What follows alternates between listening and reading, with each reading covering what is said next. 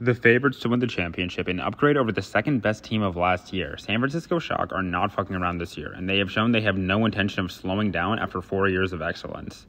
With phenomenal rookie talent, the pressure is on for this team to win some chips after 2 years of failing to do so. But let's jump into it. Shock have retained their MVP, Rookie of the Year, Role Star, and generational superstar Proper, as well as picking up O2 Blast Flex DPS Hee-Sang, coming off of a dominant run in contenders, winning 4 championships in 1 year.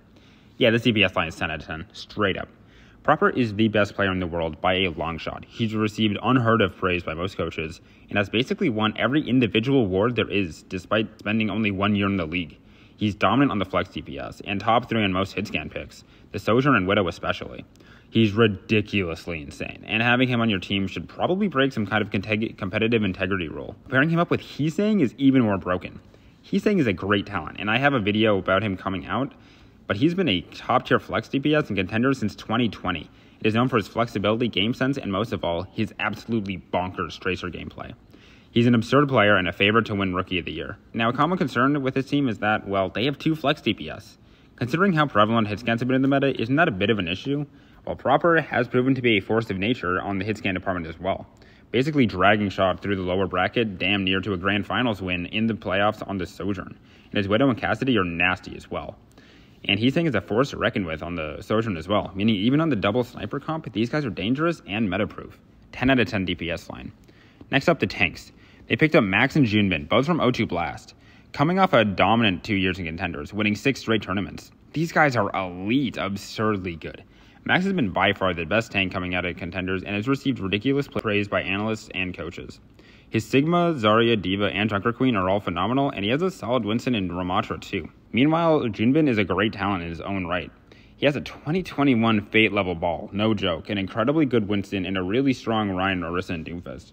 While obviously you can make the argument they can underperform, but I'm going to go ahead and make the claim that they'll probably be the best tank line of this year. Both are also Rookie of the Year frontrunners, and competing for best in role at their positions, Max especially. Barring some major underperformance, I think it's a 10 out of 10. Finally, the support line, weirdly enough, this might be the worst part of the roster, compared to other rosters at least. Obviously though, it's still elite in its own right. Vin is a top 5 flex support, with some monstrous performances on Ana and Zen and making finals on Brig and Kiriko. And Vindame is also incredibly elite. He had a top 3 Lucio and is nasty on the flex supports like Zen and Ana. We all know how good his Brig is from contenders. Now, how are these guys not the best in their role like the tank and DPS line? Or at least not competing? Mainly because of the other support lines in the league. Reign just have an absolutely unfair support line, with Fielder, Vigilante, and Chio. And Boston and Houston support lines are probably better as well.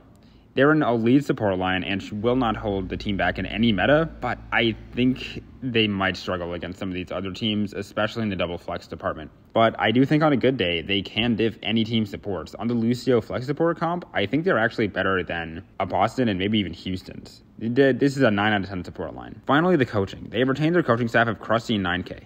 2 of the greatest coaches of all time, no real explanation needed. Losing Kasaurus could be a blow, but Krusty is a 3-time grand finalist, and 9K is a 2-time grand finalist, and both are responsible for developing a fully rookie team into the second best team of last year. I say 9 or 10 out of 10. They're second only to Rush, but they did have a key meta misread in the Countdown Cup, which gave Shock most of their losses, as well as quite a bit of their strategies coming down to Proper killing everyone on repeat. But they are an incredibly strong coaching duo, and were only worse than Rush last year. And there we have it, the San Francisco Shock. They're probably the favorites to win it all, without accounting for some major underperformances. The greatest player to touch the game, 3 incredibly strong rookies, and an elite backline, backed up by the best coaches in Overwatch history. I don't want to make too bold statements though. Reign, Houston Gladiators, even Boston, Toronto, and Dallas, they all look scary.